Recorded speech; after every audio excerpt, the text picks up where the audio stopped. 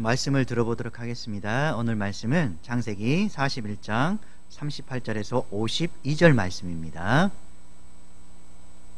바로가 그의 신하들에게 이르되 이와 같이 하나님의 영에 감동된 사람을 우리가 어찌 찾을 수 있으리요?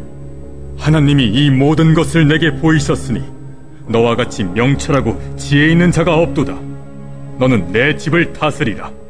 내 백성이 다 내 명령에 복종하리니 내가 너보다 높은 것은 내 왕자뿐이니라. 내가 너를 애굽 온 땅의 총리가 되게 하노라 하고 자기의 인장 반지를 빼어 요셉의 손에 끼우고 그에게 세마포 옷을 입히고 금사슬을 목에 걸고 자기에게 있는 버금 수레에 그를 태우매 무리가 그의 앞에서 소리 지르기를 엎드리라.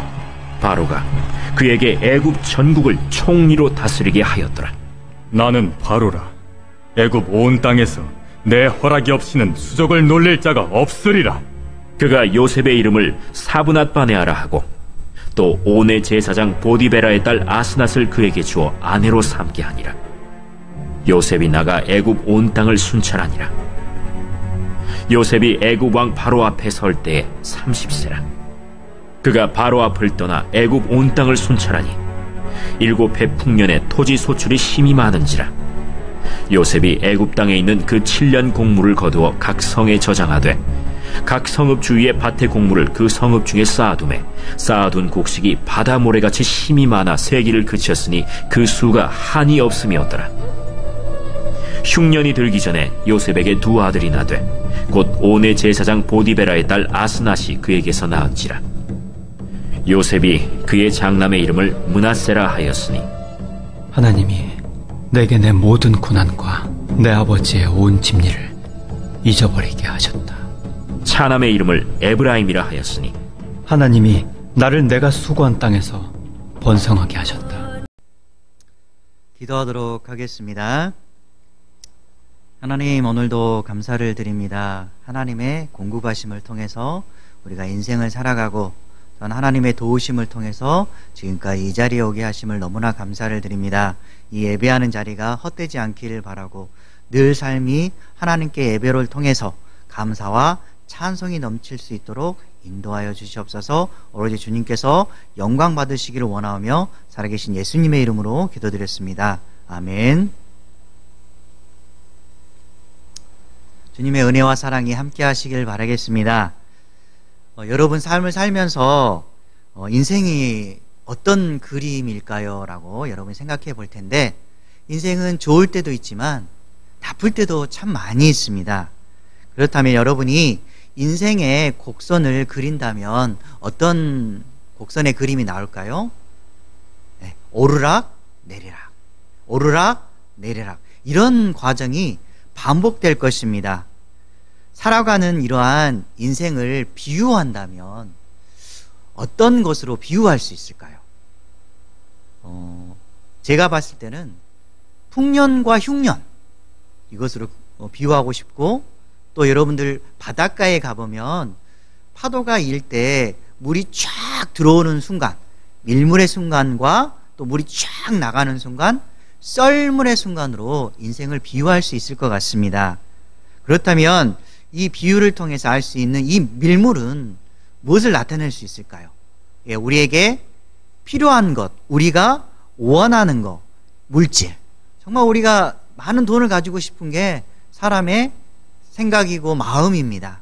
참 지갑에 돈이 많았으면 참 좋겠다라는 생각이 들고, 왠지 지갑이 두툼하면 기분이 좋습니다. 이 물질에 축복이 함께 했으면 좋겠고, 그 다음에 건강하지 않는다면 아무 소용이 없잖아요. 그래서 항상 늘 아프지 않고 건강한 삶이 있었으면 좋겠고, 그 다음에 여러분들 학생들로서는 친구들과의 관계가 대단히 중요합니다. 어떤 친구와 관계를 맺었을 때 다투거나 화내거나 싸우지 아니하고 좋은 관계 속에서 서로 믿고 신뢰하는 그런 관계가 싹 텄으면 좋겠다라는 생각이 들고, 그리고 내가 무슨 일을 했는데 정말 열심히 해서 다른 사람에게 인정받고 싶은 일이 참 많을 것입니다.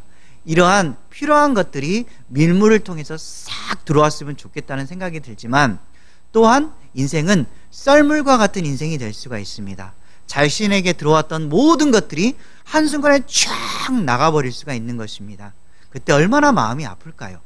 하지만 인생은 반드시 밀물만 있는 것이 아니라 썰물이 있다는 사실을 기억하고, 우리가 원하는 것을 얻을 수도 있지만 우리가 또한 원하지 않는 그런 일이 생길 수도 있다는 사실을 반드시 기억하고, 하나님의 마음을 닮아가서 버릴 것과 취할 것을 잘 구별했으면 좋겠습니다.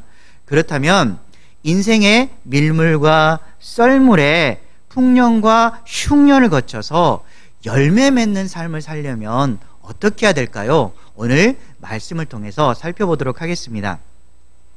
오늘 말씀 41장 38절에서 39절에 보면 바로가 요셉을 칭찬하는 장면이 나옵니다.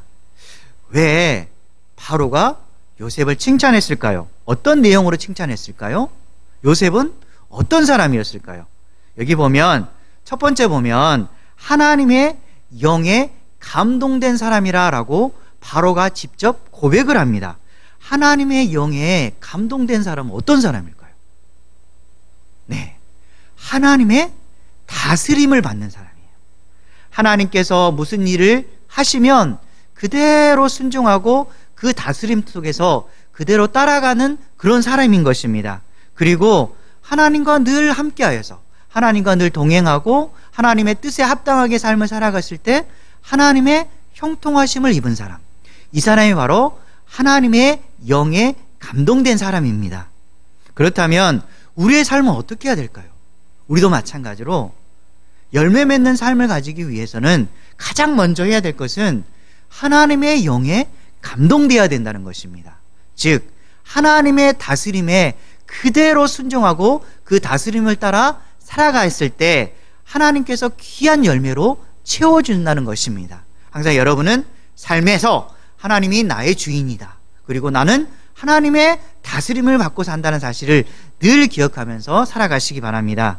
그리고 두 번째 보면 요셉은 어떤 사람인가 보면 명철하고 지혜가 충만한 사람이다라고 바로 입을 통해서 요셉의 모습이 나타납니다.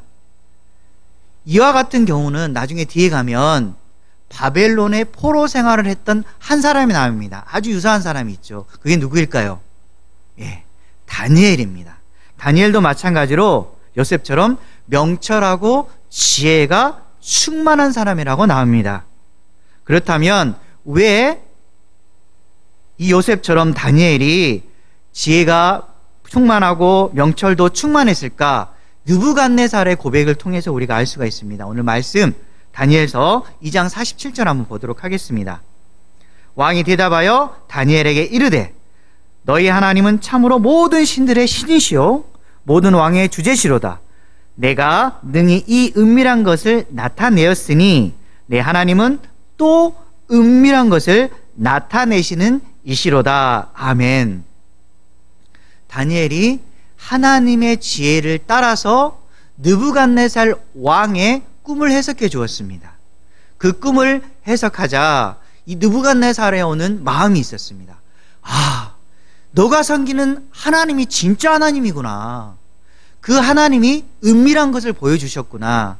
그렇다면 이 하나님이 이 세상의 만물을 주관하는 참 하나님이라고 그의 입술을 통해서 고백이 나오게 되는 것입니다.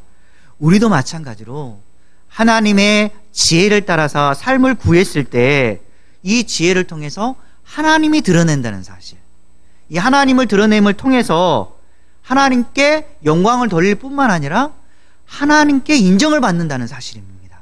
하나님께 인정을 받고 세상 사람들에게 하나님의 모습을 그대로 보여줬을 때 세상 사람들도 마찬가지로 사람에게 인정을 받을 수 있는 그런 역할을 우리가 나타내 보일 수 있다는 사실입니다. 여러분들 삶 속에서 반드시 하나님을 드러내 보시기 바랍니다.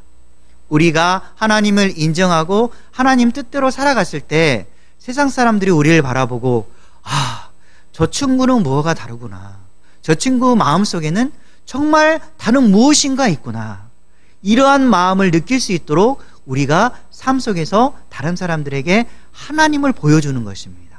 이렇게 했을 때 하나님이 기뻐하시고, 또한 우리는 하나님을 드러냄으로 말미암아 하나님께 영광 돌리고 또한 세상 사람들에게 하나님을 증거하는 그런 삶을 살아가게 되는 것입니다. 반드시 여러분은 하나님의 영에 감동될 뿐만 아니라 그 영의 감동됨을 통해서 하나님을 삶 속에서 드러내는 저와 여러분 되시기 바랍니다. 오늘 말씀 40절에서 44절에 보면 이러한 하나님의 영에 감동되고 하나님을 드러내는 사람에게 주는 축복이 있습니다. 요셉의 축복을 통해서 우리가 또한 요셉의 축복을 받는 사람이 되기를 바랍니다. 첫 번째 축복이 무엇이었을까요? 네, 명예와 권력을 얻게 됩니다. 바로가 요셉을 애굽의 총리로 삼습니다. 그 다음에 나온 행동이 있어요. 자신의 반지, 바로가 낀 자신의 반지를 빼어서 요셉에게 끼워줍니다. 인장 반지를 끼워줍니다. 그리고 반지뿐만 아니라 옷을 입혀주는데 이 세마포 옷을 쫙 입혀주는 거예요. 그리고 목에는 금 사슬을 메어줍니다. 그리고 자신이 가지고 있었던 버금수레, 이 버금수레는 으뜸수레 다음의 수레인데 이것을 요셉에게 주는 것입니다. 와, 세상에 죄수였던 그가 총리의 자리가 앉고 왕에게서 귀한 것들을 선물 받게 되는 것입니다. 우리가 그래서 이것을 통해서 알 수 있는 것은 말씀을 통해 살펴보도록 하겠습니다. 전도서 3장 1절에 보면 범사에 기한이 있고 천하만사가 다 때가 있나니 아멘. 우리 이 말씀을 기억해야 돼요. 우리가 삶을 살면서 범사에 다 기한이 있다는 사실. 내가 어떤 일을 했을 때 모든 일이 잘 이루어졌으면 좋겠는데 어떤 일은 잘못되어서 힘든 고난의 역사가 일어날 수도 있고 또한 이 고난의 역사의 과정을 거쳐서 순풍이 일어나서 축복의 과정, 풍년이 일어날 수도 있다는 사실. 그리고 다시 고난이 있을 수 있고 다시 이것을 회복하여서 하나님이 주신 은혜로 말미암아 이것이 회복되는 과정이 계속해서 반복되었을 때 하나님께서는 반드시 우리에게 원하는 축복의 과정, 즉 범사의 기한이 있게 되고 만사가 다 때가 있어서 하나님이 주신 역사가 이루어진다는 사실을 여러분 기억하시기 바랍니다. 이 반전의 역사, 지금 이 순간이 내리막길의 인생을 살고 있지만 이 내리막길의 인생에서 다시 올라가는 오르막의 순간이 있다는 사실, 이 요셉을 통해서 우리가 배울 수가 있습니다. 요셉은 형들에게 버림을 받았습니다. 그리고 노예로 팔려갔습니다. 노예로 팔려갔을 뿐만 아니라 누명을 쓰고 죄수의 인생을 살게 됩니다. 하지만 반전의 역사, 느부갓네살 왕의 꿈을 해석해주고 나서 어떤 일이 이루어집니까? 애굽의 총리가 되는 그 놀라운 역사가 그에게 임하게 되는 것입니다. 말씀 하나 더 보면 전도서 3장 10절에 보면 하나님이 인생들에게 노고를 주사 애쓰게 하신 것을 내가 보았노라. 아멘. 하나님께서 인생들에게 수고하도록 힘쓰도록 역사하십니다. 왜 하나님께서 우리들에게 좀 어려움을 통해서 수고하고 역사하도록 할까요? 다 이유가 있습니다. 하나님께서는 우리를 다듬어 주시기를 원하십니다. 우리가 다듬어지지 않았기 때문에 자신의 생각대로, 자신의 원하는 대로, 자신의 판단대로 인생을 걸어가게 되는데 하나님께서는 힘씀을 통해서, 즉 어려운 과정을 통해서 자신이 다듬어지고 세상을 바라보는 것이 아니라 나는 이거밖에 안 됩니다 라고 자신을 인정하고 하나님 앞에 무릎을 꿇고 하나님을 찾았을 때, 그때 그가 하나님께로 돌아왔을 때 그 애씀이 헛되지 않게 한다는 사실입니다. 그런 모습을 바라보면서 우리도 마찬가지로 하나님의 역사를 기대하시기 바랍니다. 하나님이 주실 그 반전의 멋진 삶을 한번 꿈꿔보시기 바랍니다. 그러면 하나님께서 우리를 바라보시고 그 꿈을 통해서 역사하실 것입니다. 하나님께서는 상황을 통해서 역사하실 것이고 또한 지나치는 그 사람들을 통해서 역사함으로 말미암아서 우리의 인생이 내리막길의 인생에서 다시 오르막의 최절정의 순간을 맛볼 수가 있을 것입니다. 반드시 여러분들은 그 기대를 가지고 사시기 바랍니다. 두 번째로 요셉에게 준 축복이 있습니다. 결혼을 잘하게 된 것입니다. 우리 젊은 총각들이 있을 텐데, 우리 학생들이 있을 텐데 정말 좋은 결혼을 하고 싶을 것입니다. 이 좋은 결혼이라는 것은 물론 물질적으로 또한 가문에 좋은 가문과 함께 결혼해서 좋은 가정을 이루고 싶은 마음이 있을 텐데, 여기에 보면 요셉이 주신 축복 중에 제일 먼저 결혼하기 전에 요셉의 이름이 바뀌어요. 이름. 어떤 이름입니까? 사브넷 바네아, 애굽식 이름으로 바뀌게 되는데, 왜 애굽식 이름이 중요하게 될까 우리가 생각해 보게 되는데, 이 사브넷 바네아라는 이름을 통해서 이 친구는 이제 국정 운영에 참여할 수 있게 되는구나, 애굽이라는 이름을 가지게 되어서 정치에 참여하고 또한 총리의 자리까지 들어갈 수 있게 되는 그런 상황이 되게 되는구나 라는 사실을 알 수가 있습니다. 이러한 이름이 바뀌고 나서 또한 결혼을 하게 되는데, 온의 제사장 보디베라의 딸 아스낫과 결혼을 하게 됩니다. 이 결혼도 잘 된 게 왜 그러냐면, 제사장은 이 당시에 최고의 권력과 부를 가진 사람입니다. 이를 통해서 알 수 있는 것은 든든한 백그라운드를 가진 사람과 결혼을 하게 되어서 배경도 좋고 물질과 모든 면에 있어서 잘 형통한 삶을 가지게 된다는 사실입니다. 하나님께서 이렇게 명예와 권력을 줄 뿐만 아니라 결혼도 잘하게 하셨습니다. 그리고 세 번째로 요셉에게 준 축복이 또 있습니다. 이것만 준 것도 감사한데 재물을 쌓게 하십니다. 재물. 이 재물은 굉장히 놀라운 게, 요셉의 나이가 이제 겨우 30살입니다. 30살. 우리 30살 되면 겨우 이제 직장에 입문하여서 이 직장에서 풋내기 인생을 살아가게 되지만, 이 요셉은 총리가 되었을 뿐만 아니라 물질의 어마어마한 축복이 채워지게 됩니다. 7해 흉년이 아니라 풍년, 이것을 통해서 애굽에 있는 토지 소출이 많이 쌓이게 됩니다. 쌓아둔 곡식이 모래같이 풍성해진다라고 성경이 알려주고 있습니다.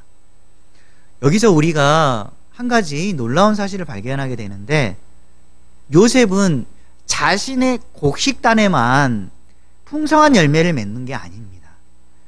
이 요셉의 재물은 다른 사람들에게 쓰여지기 위해서 모든 창고가 채워준다는 사실입니다. 자기만을 위한 삶이 아니라 이 재물이 상대방에게 도움을 주기 위해서 차곡차곡 쌓여가는 것입니다.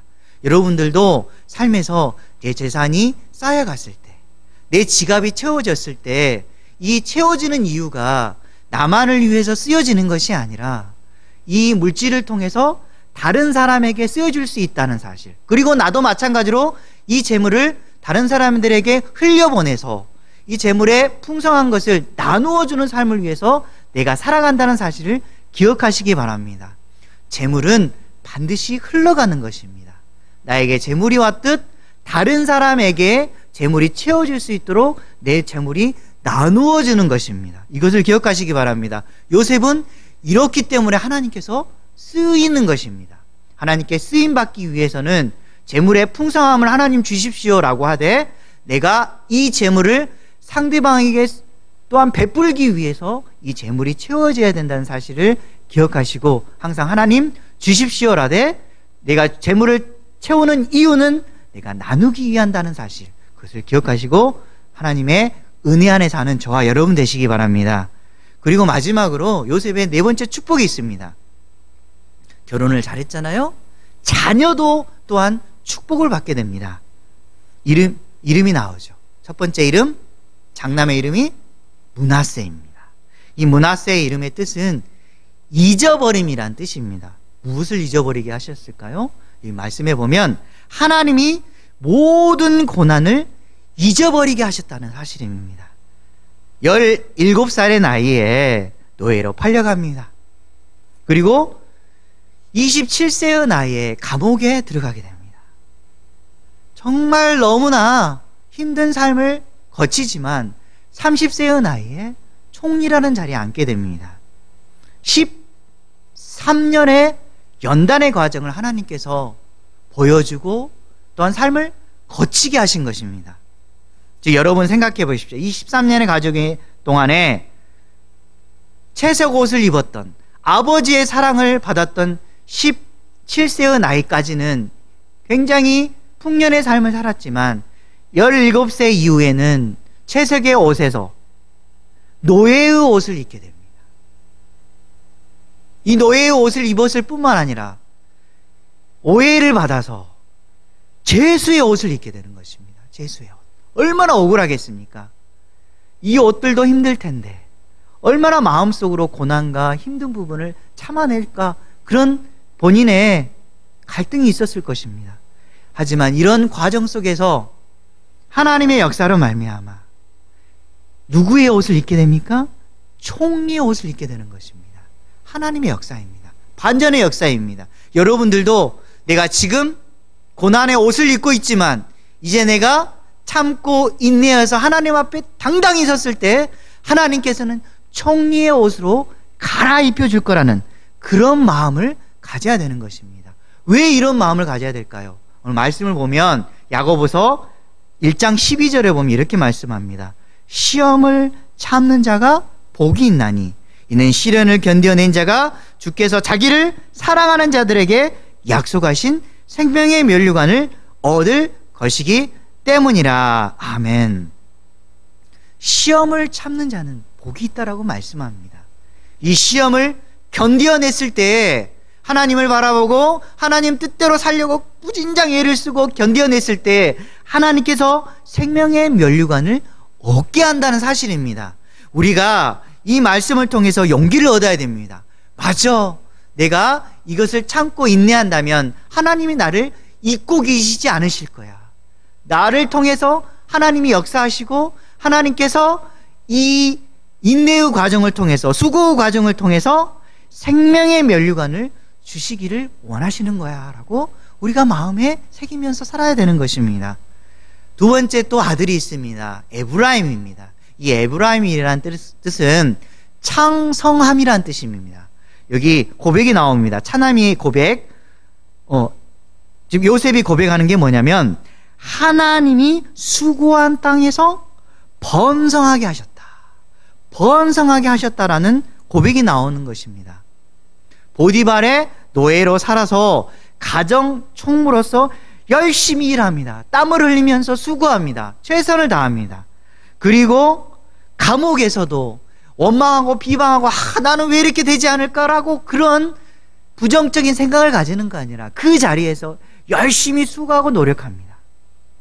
그리야 했을 때 총리로서 맡겨진 사명을 감당하게 되는 것입니다. 또한 총리가 되었을 때 교만하지 않고 이 맡겨진 일에 대해서 최선을 다해서 땀을 흘립니다. 그리야 했을 때 하나님께서 열매를 맺게 하시는 것입니다. 여러분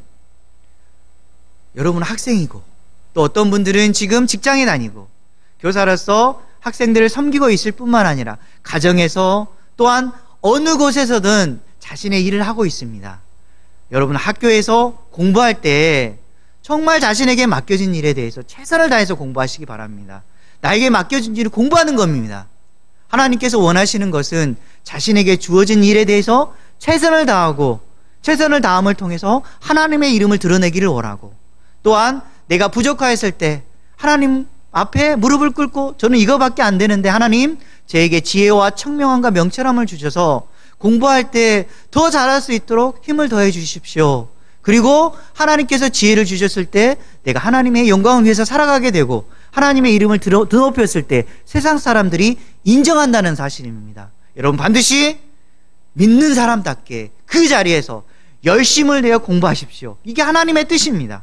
그리고 선생님들 기억하십시오. 나는 하나님의 백성이고 하나님의 사명을 가진 자로서 내가 이 자리에서 학생들을 위해서 열심히 가르치겠어. 중고등부 교사로서 최선을 다하겠어. 그리고 가정에서 아빠로서 엄마로서 내가 맡겨진 일에 열심히 하여서 하나님의 뜻을 내가 이루겠어. 그리야 해서 하나님의 이름을 드높이겠어라고 결단하시기 바랍니다. 그리야 했을 때 여러분도 마찬가지로 총리의 옷을 입을 수 있는 것입니다. 하나님께서 인정하는 삶을 살 수가 있는 것입니다.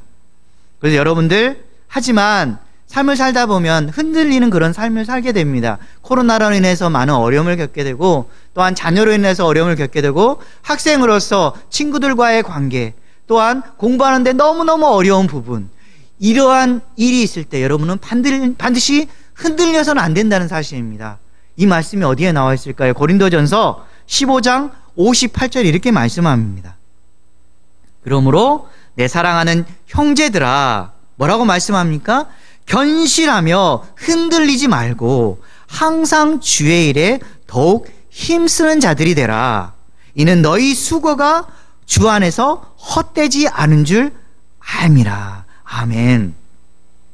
사랑하는 자들아 라고 하나님께서 말씀합니다. 너희들 있잖아, 흔들릴 수는 있어. 하지만 믿음의 뿌리를 박아. 그래야 해서 견실하여서 튼튼하여서 흔들리지 않도록 해. 그런데 말이야, 항상 너희들에게 맡겨진 일에 있어서 힘쓰는 자들이 돼야 돼. 너희들은 하나님의 사명을 받은 자들이야. 그렇기 때문에 너희는 주 안에서 헛되지 않은 줄 알고 최선을 다해서 열매 맺는 삶을 살도록 노력해야 돼 라고 주님께서 말씀하시는 것입니다. 여러분들, 삶이 풍년의 순간만 있는 게 아니라 흉년의 순간도 있습니다. 그 순간 흔들리지 마시고 참고 기다리고 인내하는 그런 연습을 하십시오. 그럴 때 하나님은 반드시 여러분에게 귀한 약속을 주실 것입니다. 내가 너를 신뢰한단다. 신뢰하기 때문에 너를 반드시 버리지 않을 거야. 그리고 너를 세워서 하나님의 나라의 백성으로서 삶을 살아가는데 반드시 동참할 수 있도록 너를 이끌어 줄 거야 라고 하나님께서 약속해 주시는 것입니다. 우리는 이러한 약속을 받고 끝까지 인내하면서 수고하는 삶을 살았을 때 하나님께서 귀한 열매로 채워주실 것이라 믿습니다. 말씀을 정리하도록 하겠습니다. 인생은 밀물과 썰물이 있습니다. 들어오는 것이 있으면 반드시 나가는 인생이 있을 수 있습니다. 그와 마찬가지로 우리의 인생에 삶에 풍년이 들었을 때 우리 너무 기쁘고 감사하고 모든 것이 들어오는 것에 대해서 기쁨이 충만하지만 흉년의 인생이 있다는 사실, 모든 것이 썰물처럼 다 나가버릴 수 있다는 사실을 기억하면서 항상 준비해야 됩니다. 썰물처럼 모든 것이 순식간에 빠져나갈 때, 즉 인생이 두렵고 허무하고 힘들고 아프고 속상하고 슬픈 그런 인생을 맞이하게 됐을 때, 긴 어둠의 터널을 지나가야 돼야 되는 상황이 되었을 때 반드시 여러분 기억하십시오. 긴 인생의 터널 속에는 반드시 한 줄기 빛이 있다는 사실, 나갈 수 있는 출구가 있다는 사실, 그걸 반드시 기억하십시오. 그래서 우리가 힘든 인생의 긴 어둠의 터널을 과정을 가져갈 때 이 삶 속에 열매를 맺기 위한 터닝 포인트, 인생의 전환점이 될 수 있다는 사실.